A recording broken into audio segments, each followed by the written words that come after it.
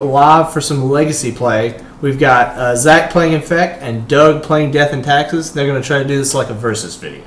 So I'm just going to let them have it. Okay. Turn the monitors on. Alright, I won the die roll, so I'm on the play. I'm playing Infect, and I will keep. Doug? I will also keep. Alright. Lead off with a get the Taxiing Probe for 2 life.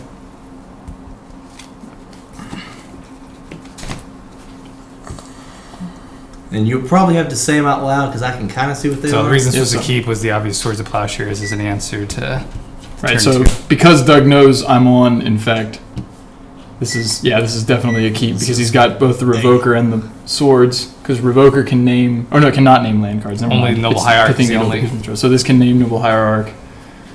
He doesn't have any pressure, but he's got all the other pieces. All right, so I draw. Gonna lead out on a foothills, go find a tropical island, and the Glistener Elf. I'll pass turn. So now I need to guard against the possible turn 2 kill. So I will not play the Mother of Ruins. And I'll pass turn.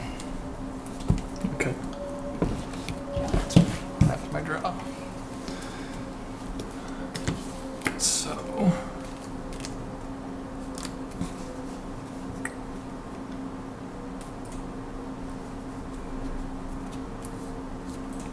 So to maximize the the efficiency of our turn, I'm gonna get this out because even if you play those, and you can't activate them the turn you play them because they'll still have Summoning Sickness. Play a pre-combat Noble Hierarch, so I get the bonus and attack for 2.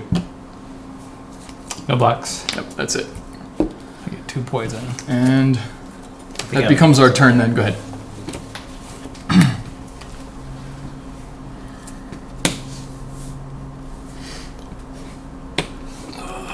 So playing Thalia is an equivalent to slowing them down a turn, so it's going to be harder for him to one-shot me in the following turn, but still not impossible.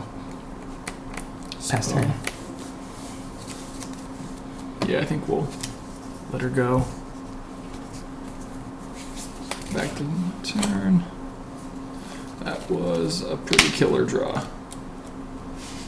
Now we can put Doug on the spot.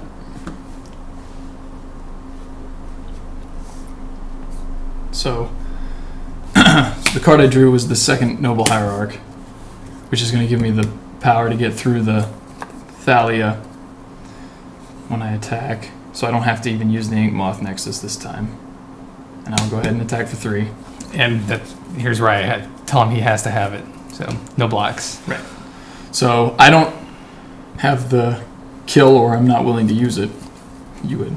Watchers obviously know, but he'll just take 3 and we'll put him to 5. Yeah, obviously. I'm not going to win this game if I block and he gets rid of the Thalia now anyway, so I might as well make him have it.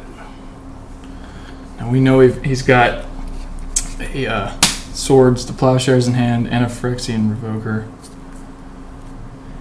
and a Mother of Runes. So he's going to likely deploy a bunch of creatures next turn, which means I should get any extra guys I've got out, just because I don't want to get blown out by a single removal spell. And he's likely to Revoker, naming the Hierarch, so I'll use those for mana first instead of my fetch land. That's all. Good.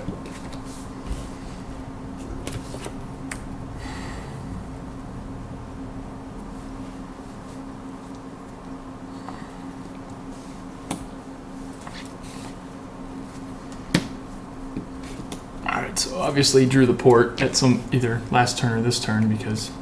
No, I think he probably drew it this turn because he probably would have played it last turn. Just because the second plains isn't as beneficial as the first port, knowing that I've got the Ink Moth. Now I have to keep up 2 lands so that I can still Swords because of Thalia. So I'll pass turn. Okay. Yeah, we're not cracking into turn. Actually, you just generally don't do that in Legacy at all. That was also a pretty brutal draw. But I guess we gotta pay the extra here. Brainstorm. Sorry. That resolves. So there's our draw. This here. Let's see. So I think, let's see, 1, 2, 3.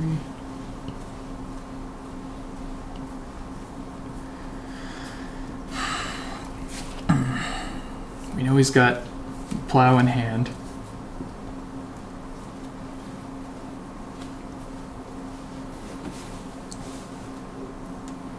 All right, so we're sort of in the position now where we have to decide if we're going to try and get really aggressive this turn while his mana is constrained because he can't use both the plow and the port. Well, he doesn't have the mana to do that anyway, but next turn he'll have the mana to both use the port and play his Swords to Plowshares, so we know he's got at least one more planes. Or do we set up for next turn and try and be less aggressive this turn? I think in general, it's better because the only other creature I know he's got is the Revoker, and that's going to shut off some of my mana. And that just really constrains things. So I'm going to put these two back now in that order, this on the top, because if anything goes wrong, that's what I want to draw. And I don't have any sort of a clock on you right now, so there's no incentive for you to play the short game. Right. So we'll play out our Ink Moth. Oh, that's a beating. Use it to animate this Ink Moth. And then we'll just move to combat and let him decide what he wants to do. We can go combat. Okay. So we're going to swing with just the Ink Moth and get the 2 triggers.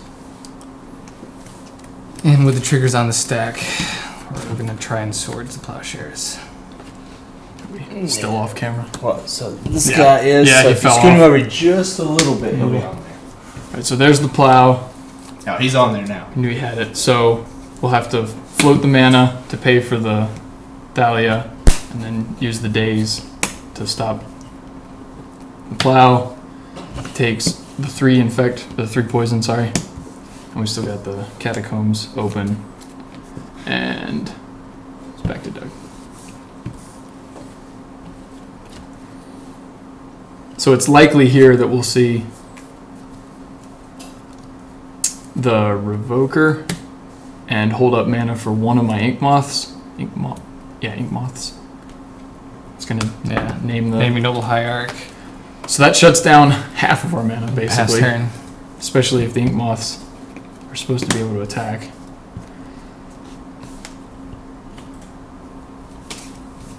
It's unlikely to matter here unless he... Yeah, I don't think it matters.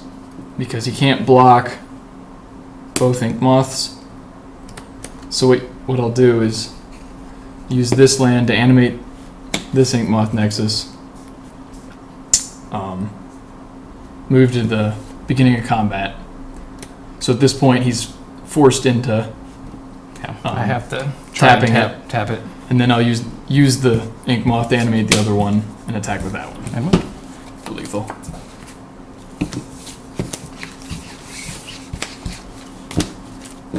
Doug and I have played a lot of this matchup, and it seems, at least in our experience, that the pre-boarded games favor Infect. 60-40, 70-30? At least 60-40, I'd say. It feels pretty lopsided. But he has a lot of good sideboard pieces, at least in his version of Death and Taxes, to bring in against me, so it definitely gets a lot better for him. Typically he's got the Ethersworn Canonist. Oddly enough, it tends to be a good one against you. It stops the 'cause combos. The combo win goes out the window. Now there, obviously I didn't have the combo win, but and sometimes that's just how you do it. You play a couple Hierarchs and it's like you're attacking for 6 a turn. But yeah, after the board, you also have, I don't know, you may have Spirit of the Labyrinth main deck. That's also a big punisher. One up now. When he's Helps. got the Aether Vials to stop brainstorms and stuff. And Sometimes I'm a little saucy with Holy Lights. Holy yeah, I remember walk right into that one. Unfortunately, it costs 3 mana and it's very susceptible to Daze and Spell Pierce. Yeah, and your own Thalias. Yeah, making it cost 4. which is why I usually board out the Stoneforge Mystics because they're so slow against you, and the Battered Skull doesn't do enough. Yeah. The Jit. The Jit's still fine. At least in game 1 is typically a hard lock against Infect because they rarely have any answer to an active Jit. You just have to either dance around it in the short term and win, or if it goes long, you just lose to it. It's all beyond the play. Yep.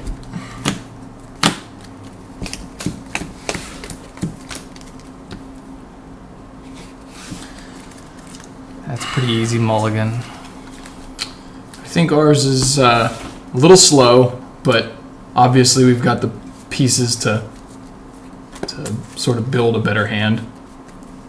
And I think we'll keep knowing that he's on Death and Taxes and that he doesn't kill you real quick or typically constrain your mana too tightly, at least in the first couple turns, because it's hard for them to play the Wasteland and Rishadenport game while also deploying threats unless he opens on the Aether Vial, in which case him being on the play puts me at an extreme. If he's got all the pieces, it's a pretty distinct disadvantage. I had a 1-lander with Rishadenport, but if there'd been an Aether Vial in there, I'd have kept it. Oh, sure, yeah. Because then, like, Thalia comes down a turn behind, but it's still almost as good. And uncounterable. Yeah, that's the other thing with this matchup is the counterspells don't tend to do a whole lot.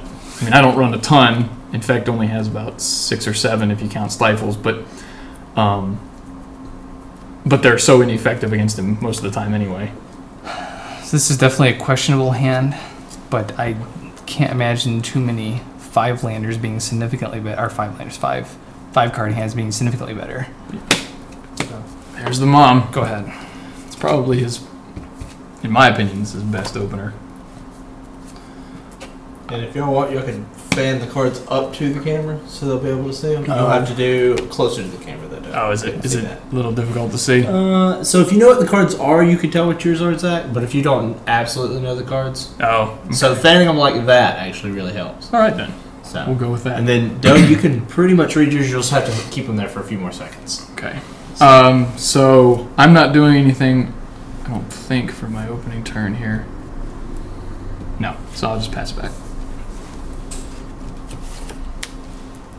The turn 1 no play is probably Doug's biggest sigh of relief.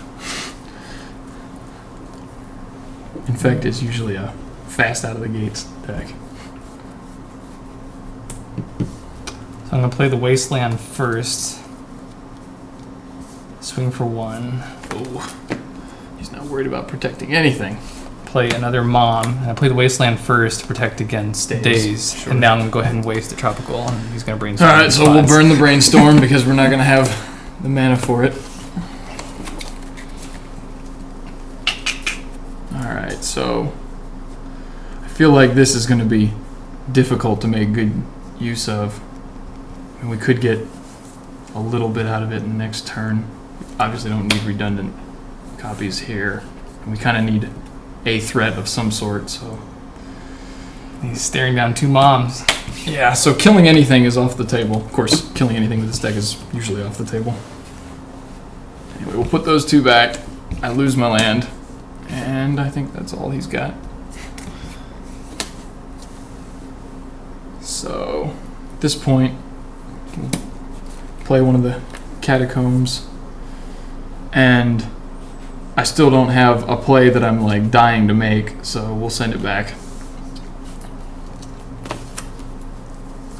Obviously we have a lot of stuff going on here, but it's not necessary that we do anything. So let's go ahead and crack for 2. Alright, so 17. Play the additional planes, and let's get a Spirit of the Labyrinth out there. Alright, The so 1 of main deck. So I think in an effort to make the best use of our mana, and because that guy is really annoying with all these cards in our hand, I'm going to crack the Catacombs here. Go get a Trop at the risk of getting wasted again in the turn.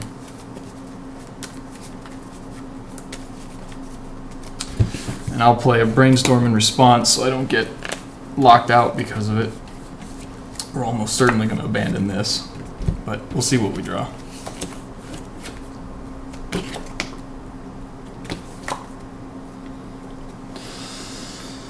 Okay, so that's actually sort of an interesting And you don't have to get them closer to the Draw. camera if you want them to see Right. them.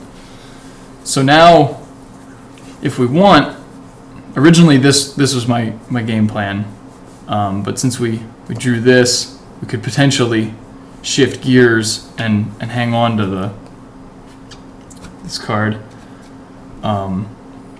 because obviously with the Spirit of the Labyrinth out, we don't want excess card draw. The thing is, I now have the option of bailing on this and using here so that I can actually maintain tempo without having to give up my additional card selection. I think in this case it's unlikely that he has. Well, no, I take that back. He could still have the Swords to Plowshares. I haven't given him a reason to use anything yet. And I'm going to have a hard time playing around it anyway. I think I'm going to go with my original line because this is such a better threat long term. And we'll put back these two in this order and let the Spirit of the Labyrinth resolve. And pass turn. Alright, so we untap, we know what we were drawing. We're gonna use the other Catacombs, go to 15, shuffle away the top card that we knew we didn't want. And we're gonna have to get a clock of our own because he's now got 5 power on the table. That means we're on a 3-turn clock. Now, I think it's unlikely that he would swing with the Mother Runes once we have a creature, just because the threat of an Invigorate or some other pump spell makes it a pretty awful trade for him. But that said, I'm going to go with the better threat that he can't block, just because, barring a Swords to Plowshares, he has no main deck solutions to this. Go ahead, Doug. And it may just be the only way for us to get there.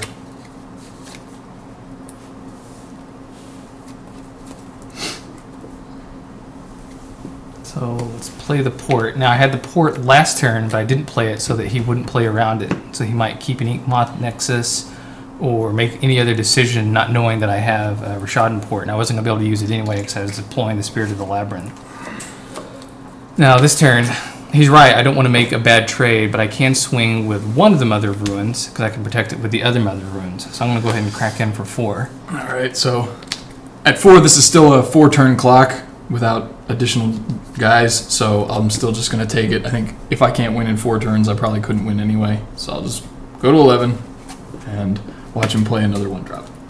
Never really play an Aether Vial. The useful 4th turn Aether Vial. Now we're going to pass turn.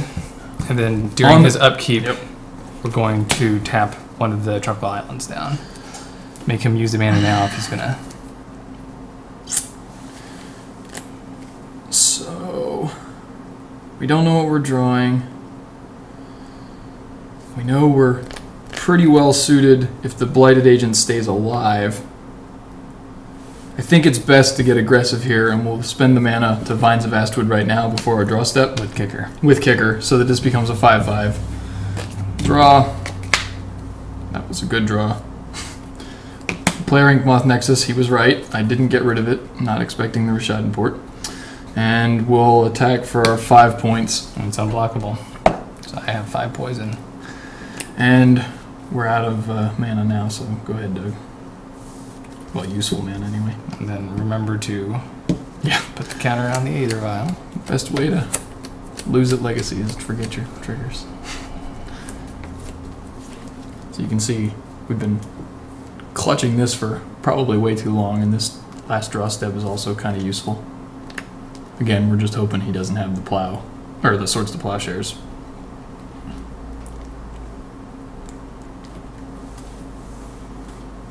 So I have an option now on what I want to do. I want to keep up Rishadan port or try to apply more pressure.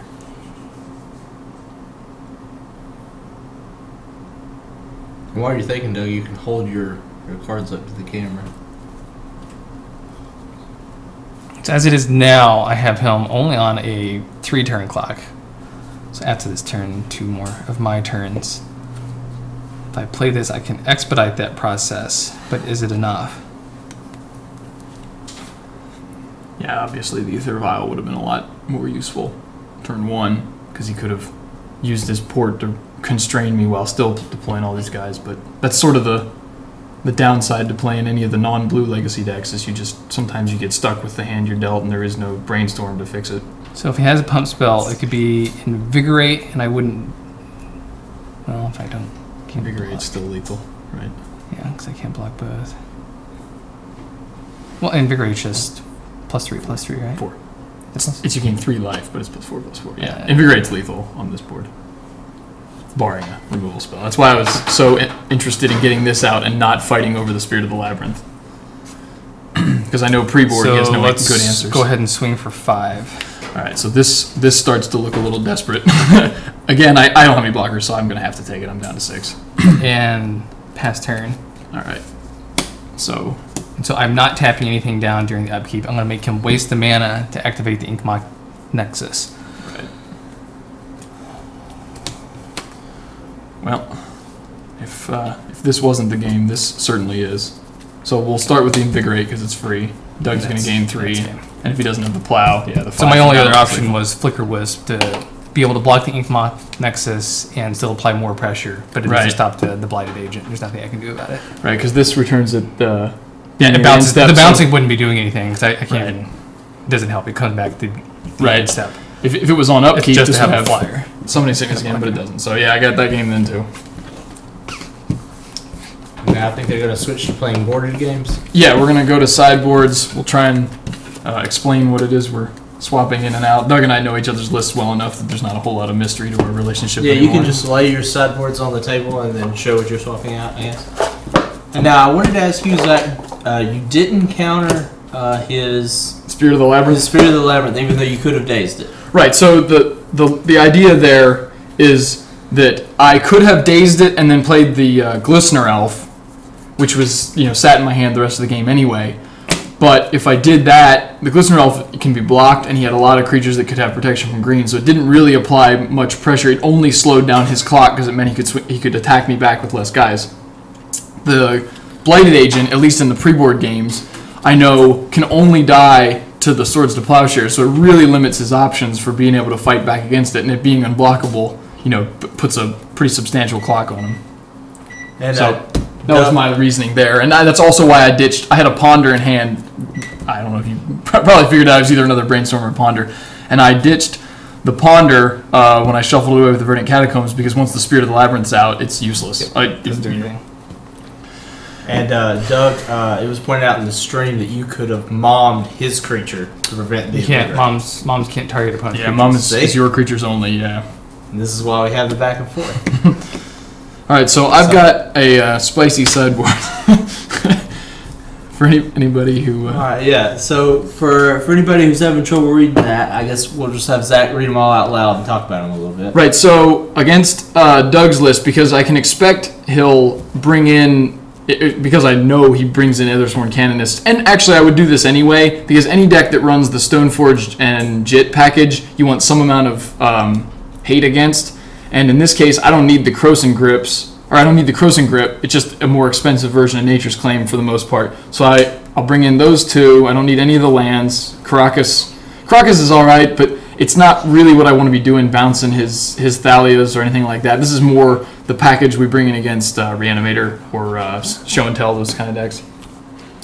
I don't need more counter spells. In fact, I'll probably be bringing some out. Fluster Storms don't even do that much to begin with. Teferi's Response is phenomenal against the whole deck.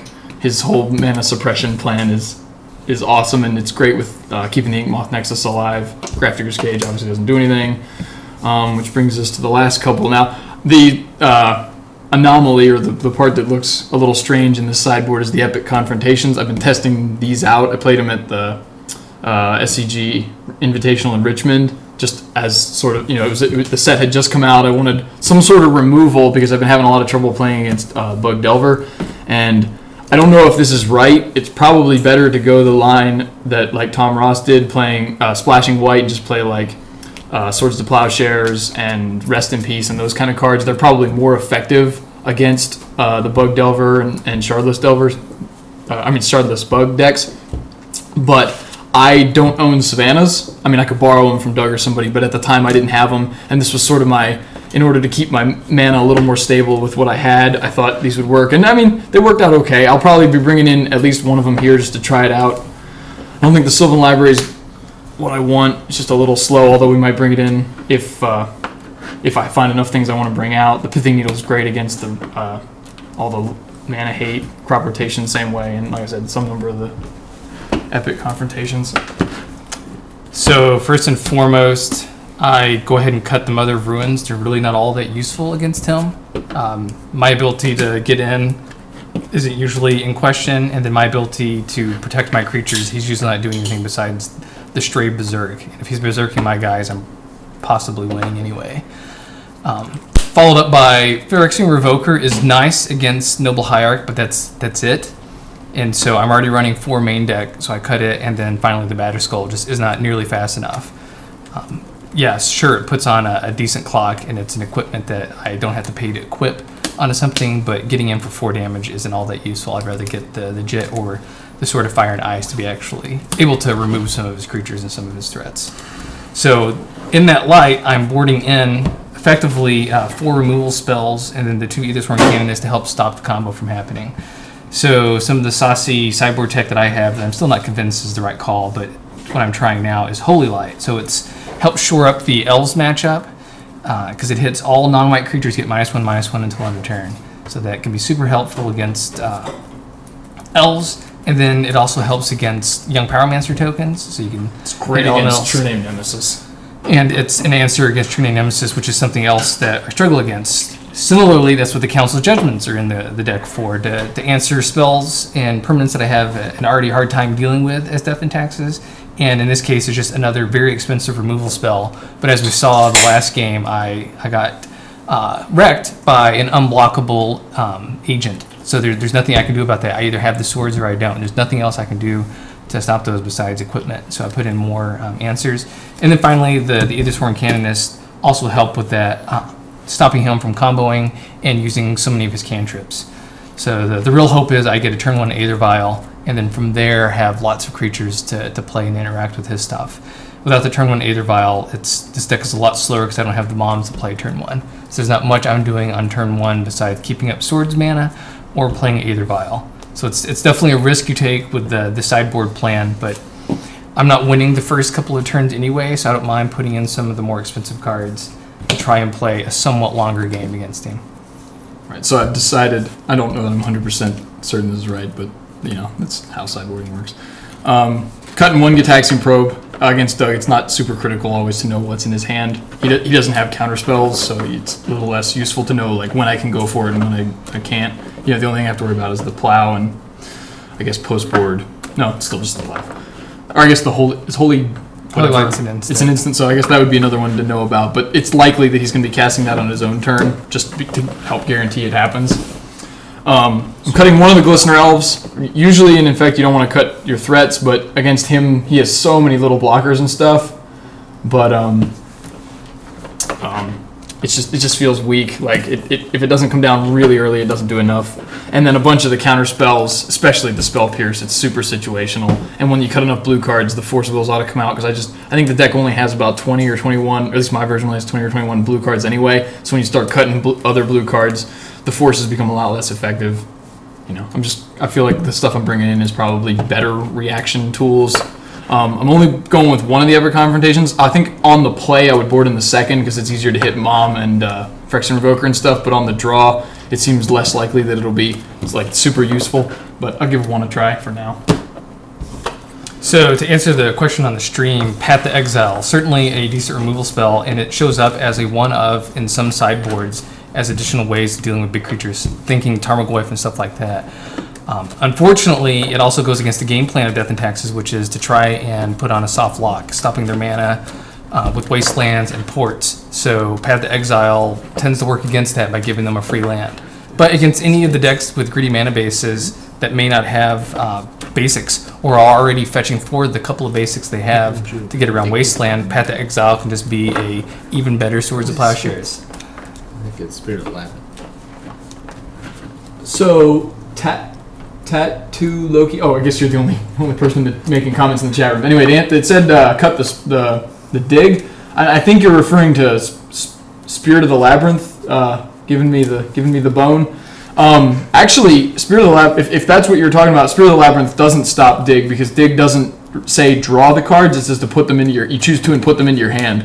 So actually, dig through time would still work through Spirit of the Labyrinth.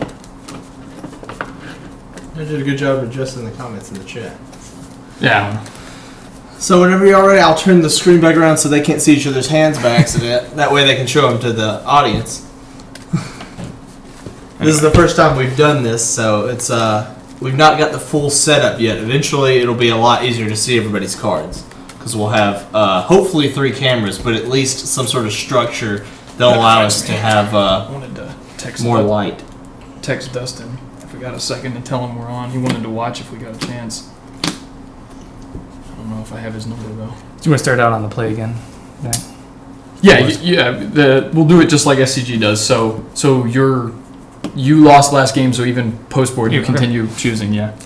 I'll message Joe on Facebook too. Yeah, actually do that. He's on there way more often, and then I don't have to mess with my phone. So this is a fairly straightforward keep. You'll have to move it. You'll have to move it further over and up. Yeah, there you go. This is a fairly easy keep. It has the things that I'm looking for against Infect game 1. Yeah, and if you like shuffle through them so that each one's the top card, they'll be able to see them better. Because it's really hard to tell from this angle, which is more of a camera thing than anything. I'm keeping.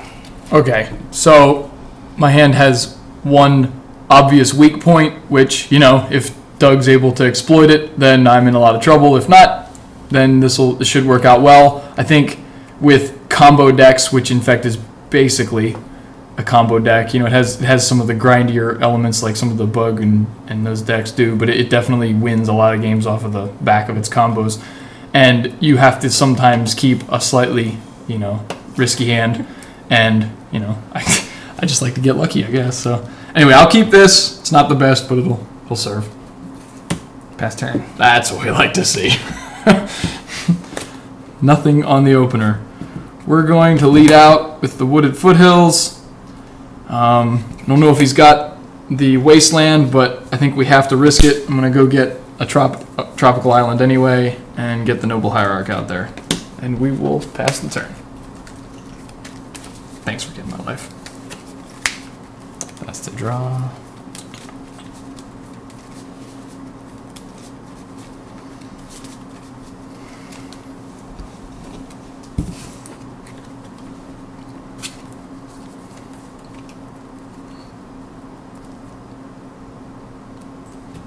We got a please stream Legacy more often, so y'all should come by more. I have no objection. If Aaron ever shows up, he plays Reanimator and some of the Deathblade style decks. We'll Speaking of the Deathblade style, Mystic. Yep. Yeah, it's good. Resolves. So we're gonna go get the Umezawa's Jite. So y'all are about 14 times more popular than we are playing Hearthstone, even though we're 10 times better at Hearthstone. Not surprising at all. I'm done. All right. So our land survived a turn, and the hits keep on coming. All right, so now, now we're putting. Yeah, sorry. Let me shuffle this quick. We are in the position where we have to decide how lucky we feel, because obviously, starting here and then ending with this or something similar is preferable to just playing this. And I think, given that he went for the JIT, there's a good chance we need to play a little risky because we don't have an answer to the JIT right now. So we'll start off by pondering off of the Noble Hierarch. Yep. So 1, 2, and there's the nightmare scenario. We're gonna shuffle that. Second land. And it's time to get lucky. Better be lucky than good. On the plus side, if this doesn't hit, there is a slim chance that he doesn't do anything next turn, holding both a plow and the Stoneforge Mystic activation, which gives us a little more outs to finding something like a Nature's Claim or something like that to try and get out of a JIT. But I gotta admit it feels real bad. Well, that's almost serviceable. I guess. Wait. Not sure what we want to do here. This doesn't give us any more turns because we're still not applying any pressure.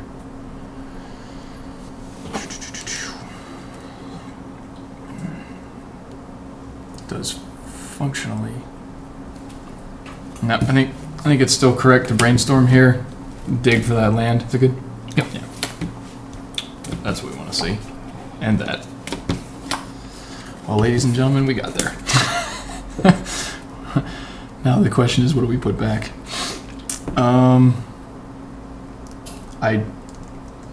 Given what's in our hand, I don't think we have time for this. And we might need it anyway. God, the JIT's two to bring out and 2 to equip, so we're not dying to it next turn.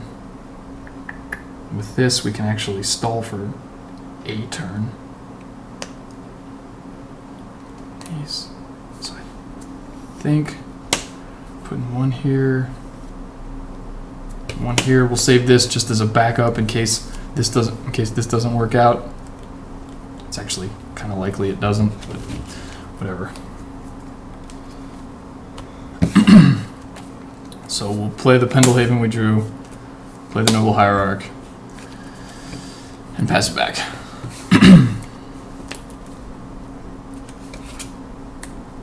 So that's our draw.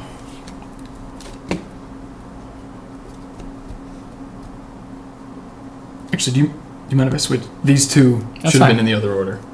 Okay, because we put these two back, and we definitely prefer to draw that if he hits Wasteland or something else equally as terror-bad. It was not a Wasteland. Thank God. We're going to play Neither's Roaring Canonist. There she blows. Let's get in for one. Alright, so he could have a swords. If he does, we'd like him to use it. We can't play more than one spell a turn as it currently stands, which is bad for the home team.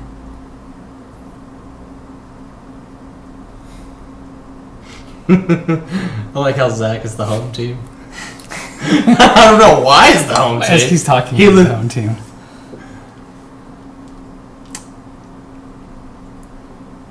I'm gonna add that to your profile, Zach, over here. So the consideration here is that he can't.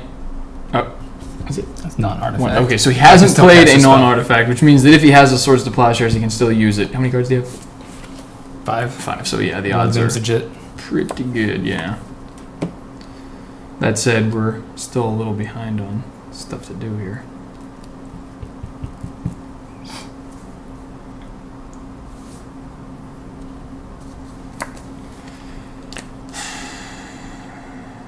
I think we should go for it anyway. I'm going to invigorate the Noble Hierarch.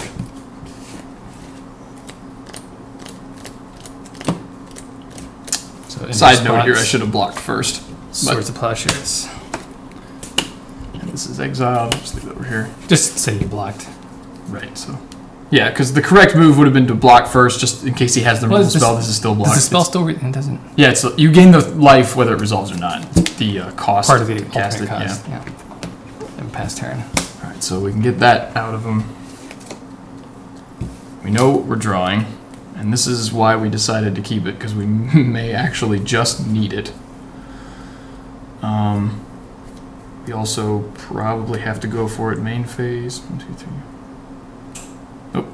So We cannot. part of the decision to Swords of Plowshares was to keep the Stoneforge Mystic alive.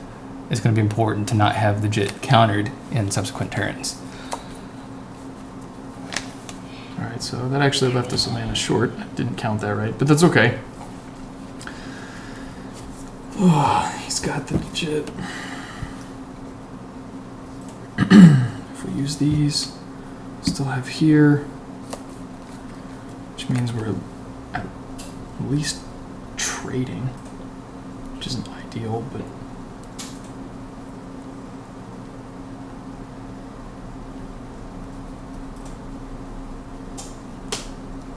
yep, Aethersworn Canonist is pretty damn good against this. So I think we're going to play the Blighted Agent anyway. Because this means that he won't attack without a plow, because I've got the Pendelhaven, and he has to have another land and spend his whole turn on it to make the Jit work.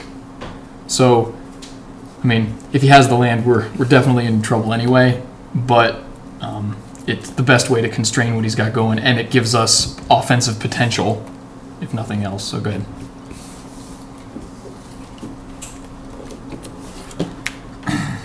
On a completely unrelated note, we should, every time you lose a game, take a shot. See how long that lasts. Currently, I wouldn't have even started. I've never seen Doug Drake. See, like I said, as usual, Aethersworn Canonist is a major thorn in my side.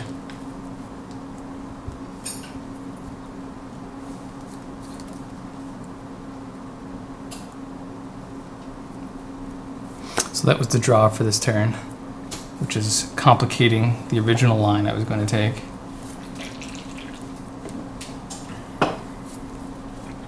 He also has to be afraid of the Vines of the Vastwood here, because he can spend an entire turn doing nothing, effectively. Maybe swing for 2. So we're going to play the port. Not that he's afraid of anything. At this point, I think having the Jit is more important, so I'm going to activate, see if he has a response. Nope. Put the Jit into play, and then we're going to go ahead and pay 2 to equip onto the Aethersworn Canonist. Alright, so the Canonist is live, and I have no response, so the Jit is online. Yep. So we're going to the attack step and swing. Okay, let's do some maths. We can't play more than 1 spell per turn. He's tapped out, which means we can actually get rid of the Canonist if we're willing to trade the Blighted Agent for it.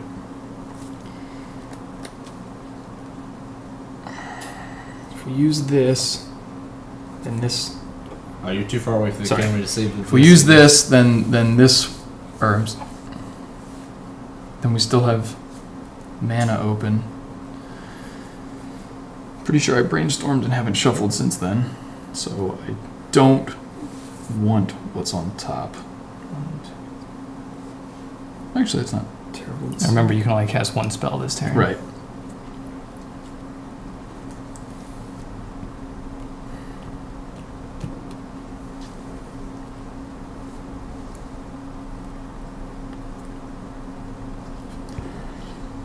So I think we want to block, because we want to get rid of the Aethersworn Canonist problem, and we'll pump the Blighted Agent with our Pendelhaven so that we get the... And that's, he gets the Jit counters, but we're somewhat out of the lock for now. let's go ahead and hit the Blighted Agent. Now is where we get into questionable plays. I think I'm going to use the Invigorate here to force him to spend the other counter if he actually wants to kill the Blighted Agent. And I do. Okay. In your spot. Which is understandable. You gain 3 more if it matters, which it usually doesn't. Mm-hmm. And part of the reason we're doing that is to get the Jit unloaded so he doesn't have any counters to kill anything else. And then past turn, I got nothing else. Now that we're free to cast some spells, now we know what's on top of our deck, and I don't know if we want to draw it. The question is, what do we want to draw? Let's see, we can play. I have this. I won't have any spare mana. So what we want to do is dig through time now, so that we don't have to draw the card that's on top if we don't want to. Which, pretty sure we don't. And we still have mana up for other stuff. So 1, 2, 3, 4, 5, 6, 7. Sorry, I'll get those on camera in just a second. So there's the one we knew about. There's a bunch of other stuff. So we still have a draw step this turn, and I think... Man. Okay. The comment is, he's at 3, go to Pound Town, which I enjoy.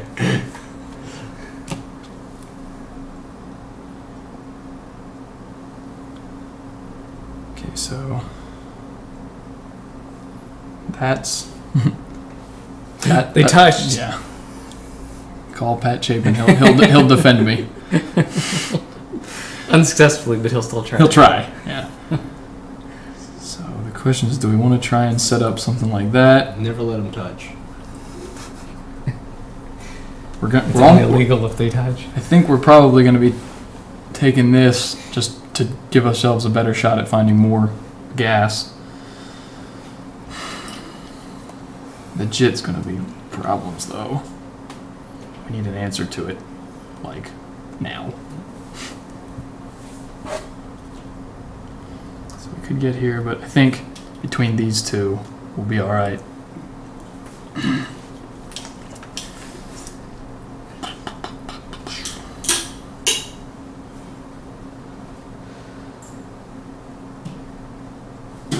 You have how many cards? 3. Sorry, this is taking a little bit. The noose is getting tight on this game, though. So I think we want this. And then...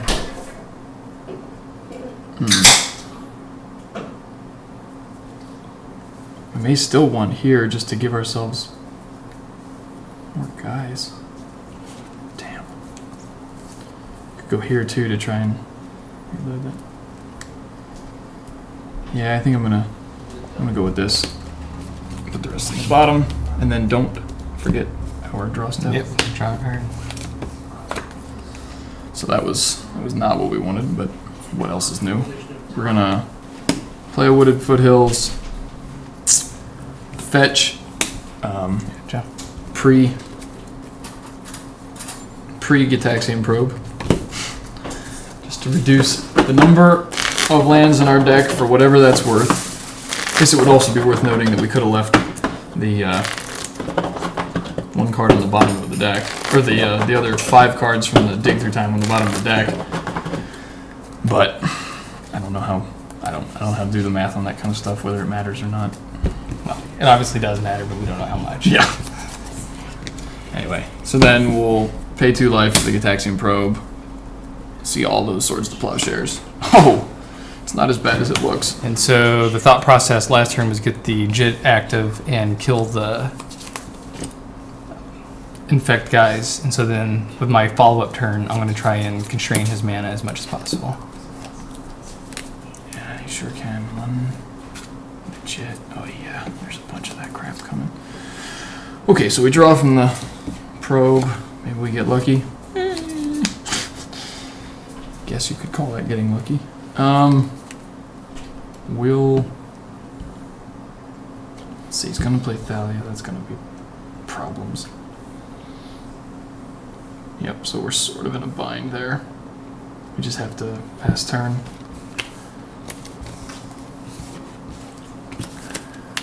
That was the draw. So we're not playing this here because there's nothing that we could get that wouldn't be equally as useful, like on his turn. So we're just waiting, just holding out. This will almost. Let's go to equip the Stoneforge. Yep, that's fine. And let's attack. All right, so on the attack, we'll brainstorm now. Because like I said last time, there's nothing we could have drawn that we needed sorcery speed. 2, 3. Okay. So we probably don't need this. We know he's got a wasteland, so we can be fairly certain. We also do not need...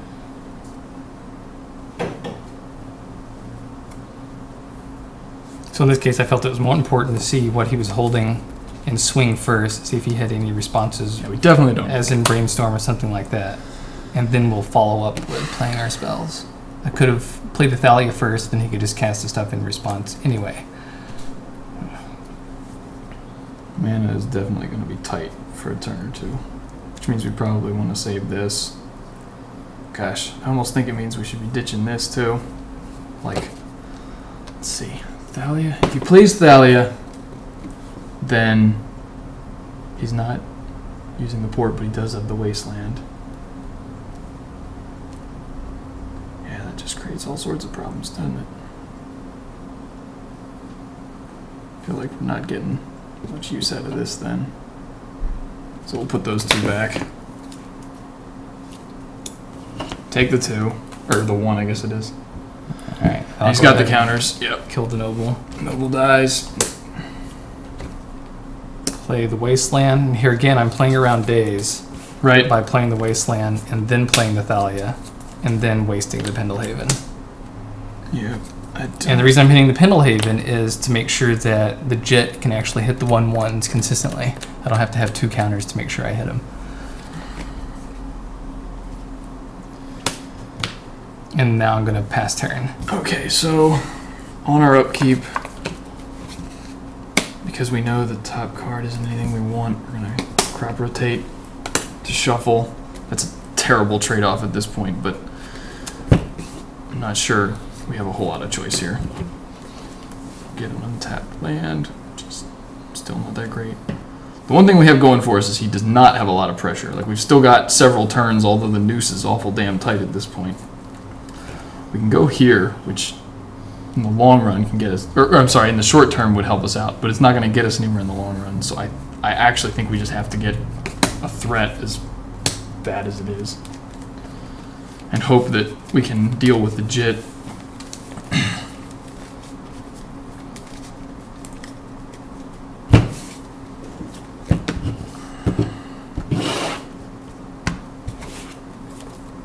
Go to our draw step. That right on time. Play Catacombs. So there's not a whole lot we can do about this yet. So I don't think there's anything else for us to do. We just pass it back and let him continue eating our lunch. So that was a draw step.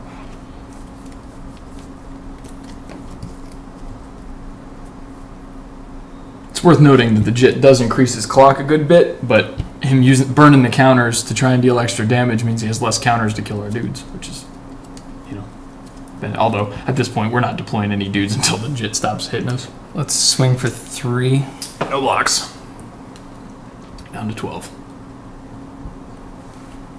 How's the lighting on this, Brad? Is it still bright? Oh, it's actually really great. It's Okay. it's better than looking at the real thing. The camera's compensating really well. Good.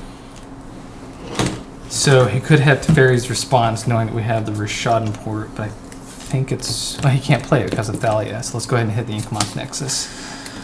We are in trouble now. We'll fetch in response. Hitting that second Wasteland. Wasteland. That was the top deck. Pretty brutal.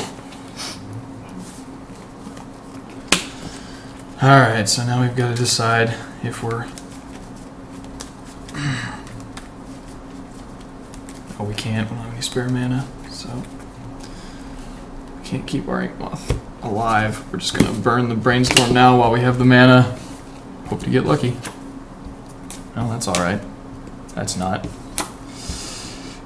We're in trouble. Given that we are out of shuffles. I don't think we have enough... Well, we'll play it out, although I think at this point it's sort of a lost cause. We got to put back here.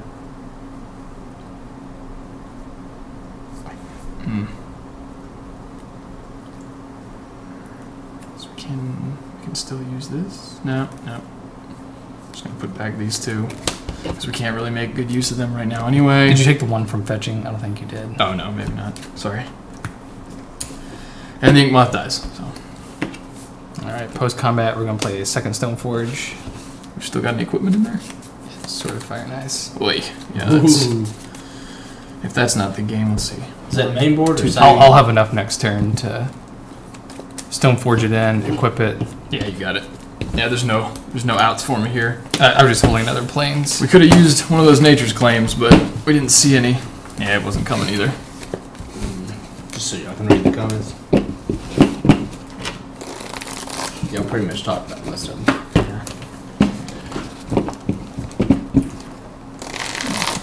I see it. Keep turning it then. Yeah. Yeah. Well, I didn't have the graveyard for the Become Immense at the time I played the Dig Through Time whenever I saved it, but having the crop rotation and an Invigorate, I figured I could get it filled up pretty quick. And if I could ever have found a creature that would stick for more than a turn, I think having that, that plus any other pump spell is lethal. And heck, sometimes you don't even need the second pump spell. Just like 1 or 2 swings with a Hierarch followed by it is enough. But yeah, I was definitely down a little bit there. So the gamble for me that turn or that game was exploiting the Canonist to try and get counters on the Jit to start that lock of getting rid of his infect creatures and his Noble Hierarch. So there could easily be a argument raised that you should not do that. Protect the Canonist at all costs and proceed from there. But in this case, I was afraid of multiple Inkmoth Nexuses off the top or Nexi, coupled with the Blighted Agent that I wouldn't be able to stop with the Noble Hierarch. If I didn't start getting counters on the Jitte, I wasn't going to be able to later. So I'm bringing Seemed to have worked out for you. Yeah. That's the Wastelands off the top helped because I did not start the game with any Wastelands in hand. So those helped constrain the mana, coupled with the Thalia, coupled with the ability to port during his turn, doing what Death and Taxes is supposed to do. So now that I'm on the play, I want to slant a little more aggressive. Bring in the other, the fight card, Epic Confrontation, and I'm going to drop the last Force of Will. The counterspells are just pretty mediocre in this matchup. I mean, I guess having the Force on the play can be nice. Actually, the Dazes are better on the play. I did cut 1 Daze, and I think I'm just going to leave it out. I guess it could be worth bringing in the Spell Pierce, seeing that he has like the Holy Lights or whatever, and then something else. But I don't know. It feels like it misses too often, even though he's got some spells that it's really good against. I'd just rather have the kills. I'm not sure most Death and Taxes decks would board the way with that many sorcery. I mean, instants and sorcery. Because I'm up to 8 now, where I think most would only have maybe 5 or 6. Yeah. At that point, which makes those a little bit weaker. Alright, so I'm back on the play again. Game 4.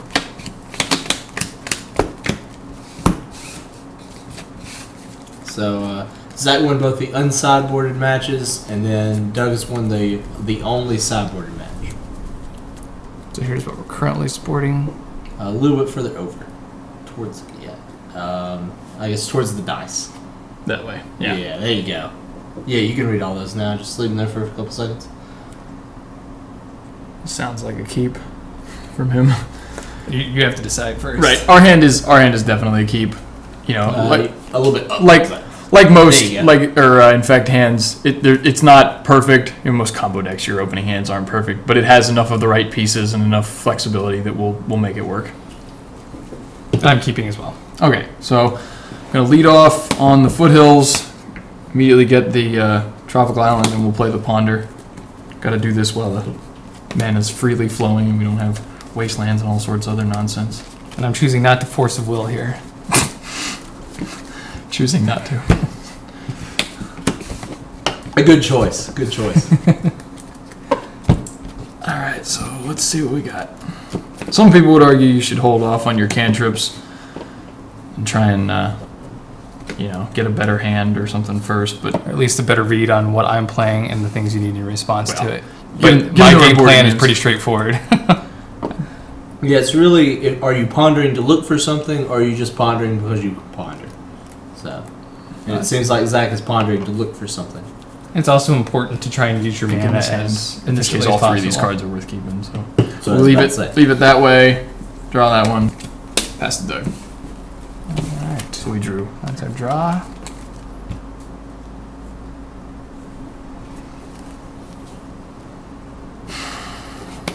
I'll play the plans of past turn.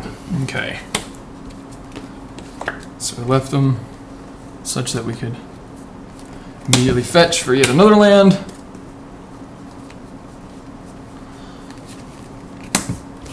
deploy our Blighted Agent and pass the turn. And that is not good news for Death and Taxes. That's the guy we like to see. So the Blighted Agent actually changes what I'm going to do from what I would have done otherwise.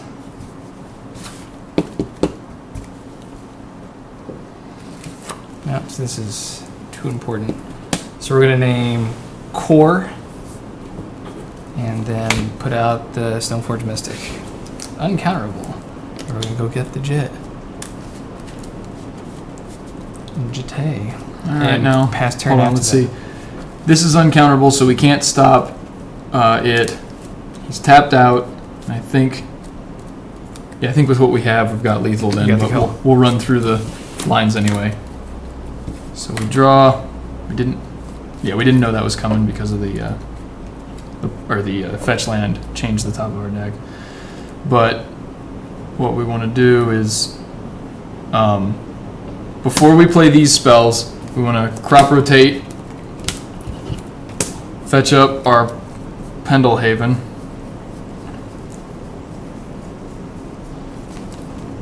use it to pump the Blighted Agent, which makes it into a 2/2 or 2/3 rather, and then we've got the pair of Invigorates for the 10-point unblockable. Yep.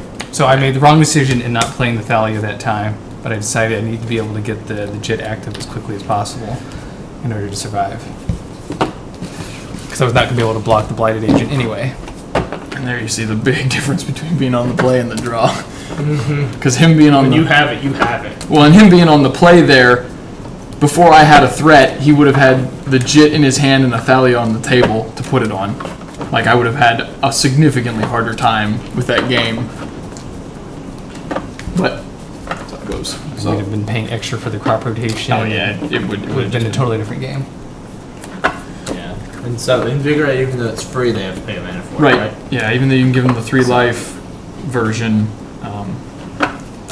Now, when you go to cast the Berserk spell, can you use the? Can you? You mean become immense? Yeah, when Delve you one? cast Delve, can you use Delve to pay for the cost of Thalia? Yeah. So as I was to say, because Thalia's text is that in order to cast a spell, you have to pay an additional colorless, and Delve, I think. Well, I could pull that card out here, but Delve, I think, says you may use or exile a card from your graveyard to pay for 1 colorless mana. So it's still a form of payment. Works the same way with Spell Pierce. They can Yeah. use. I actually know the answers to most of these, but I'm just trying to keep y'all talking.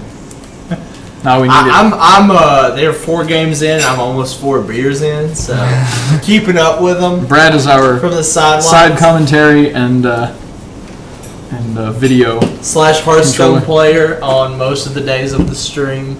I'll probably leave it to this. Not quite as popular in Hearthstone. I apologize to all of our viewers that I have 2 different Berserks.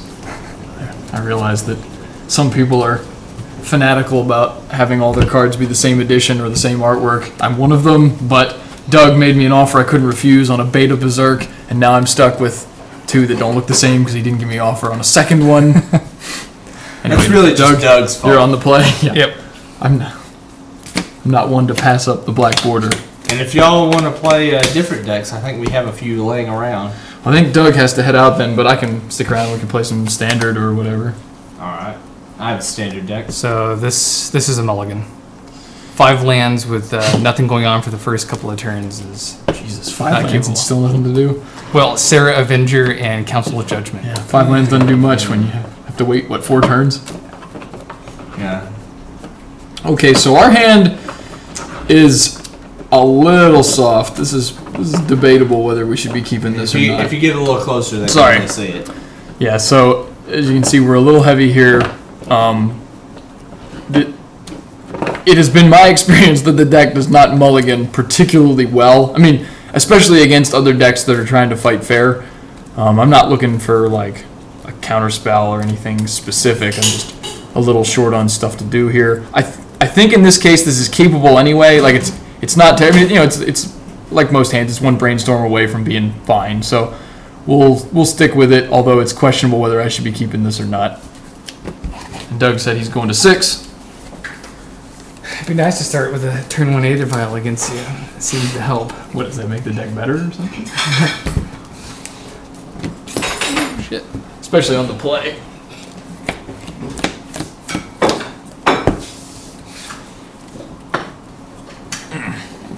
Alright, so no colored sources of mana in that hand and no Aether Vial.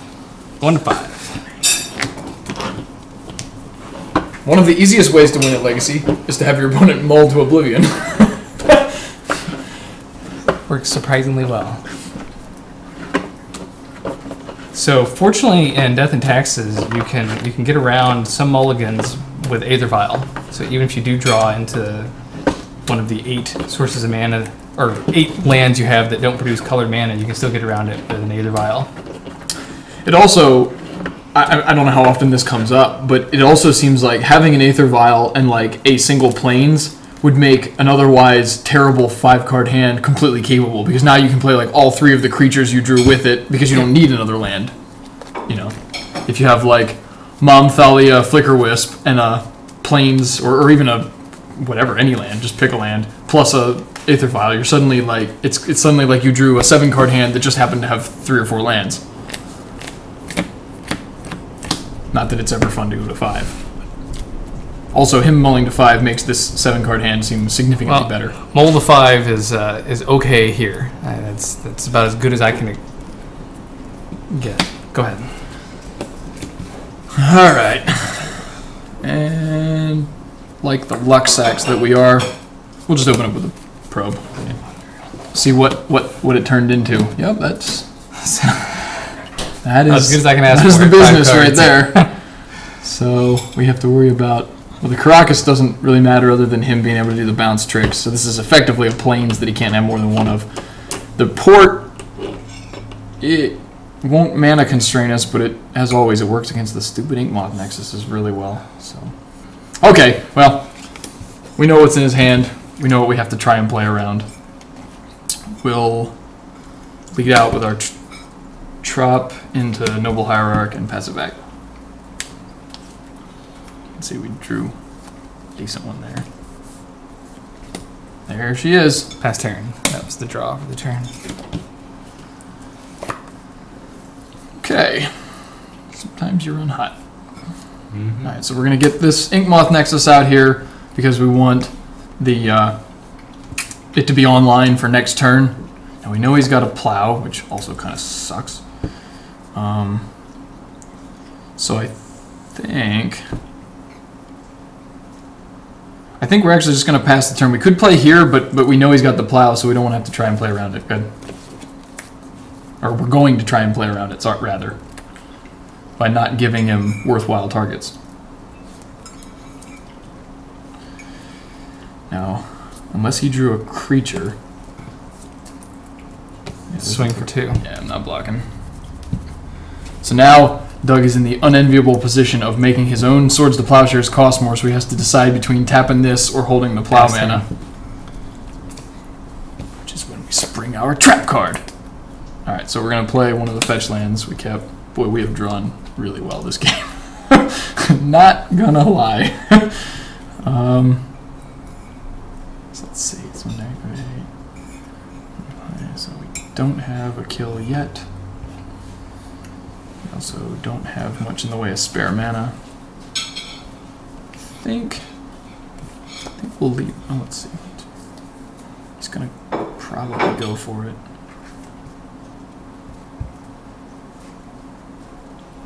If he leaves back the blocker, we'll still have this. These 2 are online. We'd have to leave back the blocker. So. I think we'll make him use the plow that he's got, or at least try to get the agent out there. We always use the Noble Hierarch first because if he has Holy whatever the heck or something, that's the first thing. It'll die with it, and we want to have as much spare mana as we can. And we'll send it back. We're not even going to swing this turn. We want to hold up our spells. Turn, gonna plow it. Right, so now we have to decide if we want to try and fight over the plow or not. I think in this case we We don't. Boy, if he has a wasteland, though, it's gonna suck. He could also have a second plow. No, I take it back. We're gonna fetch and we're gonna go. We're gonna pay the one for the vines. Yep. Keep it alive. It's the same situation as always, where like it forces him to either have another plow or the holy thinger, and then we sort of put him in a bind. He also had to have another mana for the holy light, so that he could pay for it because of Thalia. Thalia's awesome, but she sometimes can... Well, I guess I should attack first. Yeah, I'm not blocking. Swing for 2. And here comes my mana suppressant, I'm sure. Yeah. Naming Noble Hierarch, and then pass turn. Okay, so we knew you had this, her, and that. 1, 2, 3, 4. Yeah, I have one unknown. You had Plate of Plains. Yeah, I don't know what the last card in his hand is, so it could theoretically be another Swords to Plowshares. That's pretty much what he's this is named, sorry. Upkeep. He's not tapping down my Ink Moth. I guess that's correctly knowing that I'm not going to swing with it. So Should be somewhat constrained on mana right now because he just lost his Noble, and Thalia's on the board. So he can only play a couple of 1 mana spells. No, only one if he doesn't have a land. I think... Right, so if the last card in his hand is a plow, we can't do anything too aggressive because we just get blown out by it.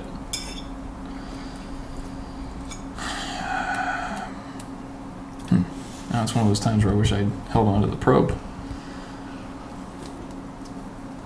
I think it's unlikely that he has another plow, and I should just go for it.